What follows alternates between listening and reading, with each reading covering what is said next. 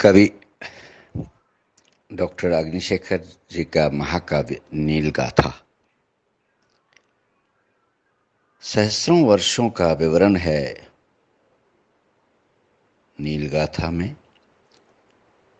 नीलगाथा प्रकृति से वार्तालाप है। सतीदेश नाम के भूखंड का अतीत, तक्षक और नीलनाग से संवाद की कथा सरिता है। जलोद्भव, नागों पिशाचों की चर्चा, कश्यप के शाप का वर्णन, यशोमती दामोदर श्री कृष्ण की राजनीति संग माया चक्र, यशोमती का शाप सुनाई देता है। महायान का शोक का आगमन, गोपाद्री विजेश्वर यात्रा संग वाघहोम का पता मिलता है।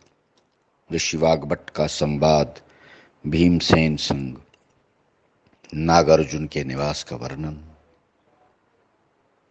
कनिष्क, हीनयान, महायान, ताम्रपत्रों का वर्णन, बुद्धम शरणम गच्छामि, धम्मम शरणम गच्छामि, संगम शरणम गच्छामि के बीच कश्मीरी मानते रहे धर्मम शरणम गच्छामि।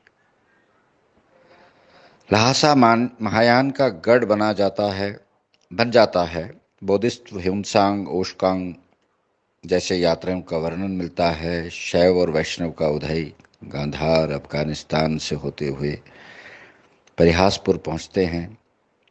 आचार्य वासुगुप्त, आनंदवर्धन, कुंतक, रुद्रट, मम्मट, क्षेमेंद्र, अभिनवगुप्त जैसे गुणीजनों से परिचय कराते समय नील का तुरस्कों की बर्बरता से जूझना, नरेश सहदेव का किश्तवाड़ जाकर छिपना, नील गाथा सुनाती है जुल्कदर खान का नाम, रिंचन का पदार्पण, बेबसी सतीदेश की, आडंबर शाहमीर का उदय होना, नक्शबंदियों, कादरी और नूर बख्शों का, और ऐसे ही में रिंचन का हाथ मांगना कोटारानी से।